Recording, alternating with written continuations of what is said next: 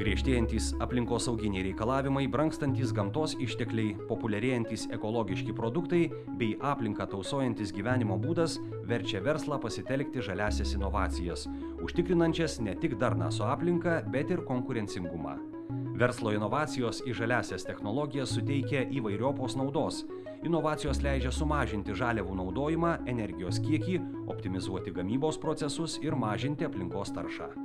Europos ekologinės pramonės šakos tapo svarbiu Europos ekonomikos segmentu, kurio metinė apyvarta 2008 metais sudarė 0,3% ES bendrojo vidaus produkto.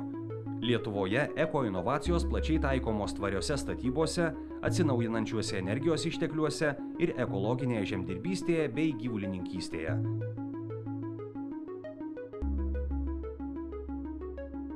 Žaliosios inovacijos yra pagrindinis Europos ateities konkurencingumo variklis. Šiandienos pasaulis susiduria su rimtais aplinkosaugos iššūkiais, tokiais kaip klimato kaita, natūralių gamtos išteklių, resursų ir biologinės įvairovės mažėjimu. Kuriant švarią ir darnią aplinką, reikia naujų socialinių modelių, technologijų ir ekonomikos.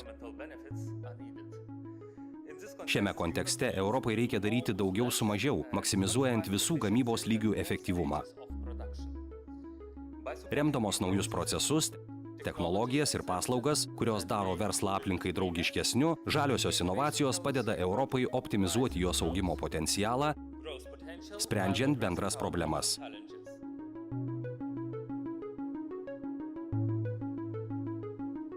Šiaip esame gamybinė įmonė ir produktų vystymo įmonė. Turime taip pat savo mokslinių tyrimų veiklą, kurios pagalba vystome naujus produktus, inovatyvius produktus. Šiuo metu gaminame įvairias valymo priemonės su geraisiais mikroorganizmais arba naudingais mikroorganizmais, kurie papildomai atlieka tam tikrą funkciją, ko nedaro, tarkim, ko negali pasiūlyti tradicinės valymo priemonės. Na ir tai yra pasaulinė naujovė ir tą mes darom Lietuvoje. Na ir aišku, tie produktai pasižymi tam tikrom savybėm, be to, kad jie sprendžia tam tikras specifines problemas, pavyzdžiui, ten kvapų arba kažkokių tai organinių nešvarumų. Jie atitinka ir to draugiškumo aplinkai kriterijus, jie yra biologiškai skaidrūs, mes naudojame natūralias medžiagas.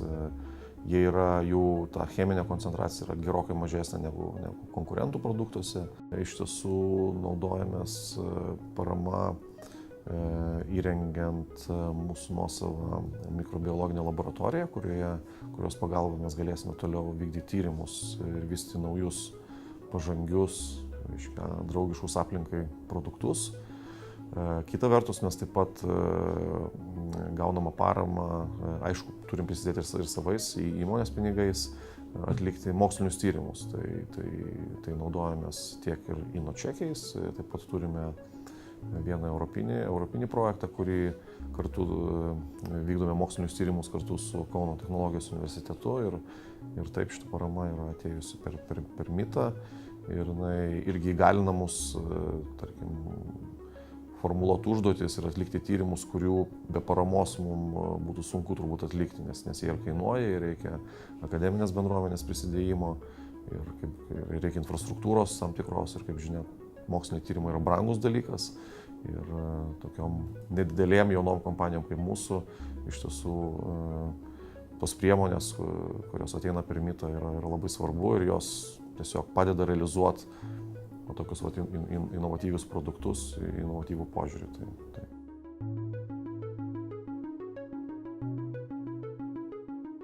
Kiekvienas turim automobilį ir važinėjom su automobiliu, taip, ir visą energiją, didžiąją dalį energijos naudojam šildyti orui, radiatoriui ir galvojam, kad tai yra labai gerai. Bet kurą naudojam šildyti orui. O mums reikia ne orą šildyti, o mums reikia nuvažiuoti iš taško A į tašką B. O ar galima būtų panaudoti technologijas, kad visa energija būtų naudojama nuvažiavimui iš taško A į tašką B. Ir šios technologijos tai yra elektromobiliai. Nuo elementarių, sakykime, motorolerio, aš aišku finansavau be jokių projektų tiesiog pačią įdomią idėją, kad o gal motorolleris gali būti elektrinis. Įsisavinom tą technologiją, pasižiūrėjom, kad galbūt ir mažiukas automobilis gali būti elektrinis. Daugam iki to, kad ir vis dėlto teršia gamtą ir aplinką teršia daugiausia. Tai sunkvežimiai, tai gal ir sunkvežimis gali būti elektrinis. Iš tikrųjų, pačio vystymo pradžioj mes nesikreipėm į jokią agentūrą, į jokios paramos, todėl kad patys nebuvom visiškai užtikrinti šitą idėją. Dabartiniu metu, kada jau matom, kad mums reikia postumio į serijinę gamybą, postumio į idėjos komercializavimą, tada mes kreipėmės ir iš tikrųjų buvo keletas projektų su MITA. Labai puikūs projektai, fantastiški projektai su inovaciniais čekiais, kur duodama labai nedaug pinigų, bet konkrečiam dalykui, konkrečiai į pačią skaudomiausią vietą. Inovacinis čekis išspręs tavo vieną nedidelę skaudomiausią problemą. Ir tai pavyko. Tos problemos buvo išspręstos mažai įmonei.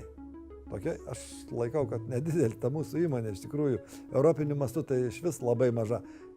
Be proto sunku kažkokią, sakykime, visiškai naują technologiją, naują inovaciją pačiai išvystyti.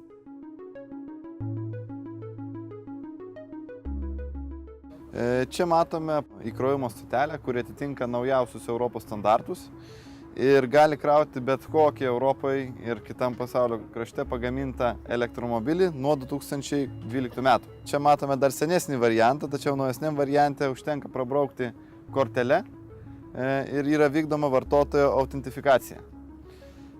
Taip pat padarėme ryšį su serveriu ir apmokėjimo sistema bendradarbiaujant su kitomis kompanijomis. Todėl už elektrą bus galima atsiskaityti labai paprastai ir labai greitai. Vis didėjantis ekologinės pramonės vaidmuo bei įgyvendinami paramos projektai skatina verslius žmones atsigręžti ne tik į savo gerovę, bet ir į aplinkosaugą, ieškant būdų kurti ir plėtoti žaliąsias technologijas. Siekiant darnos su aplinka, tokios technologijos yra būtinos, todėl labai svarbu, kad šioje srityje valstybė, ruošdama veiksmų planą, veiktų išvien su verslu. Šis video reportažas kuriamas bendradarbiaujant su Mokslo, inovacijų ir technologijų agentūra.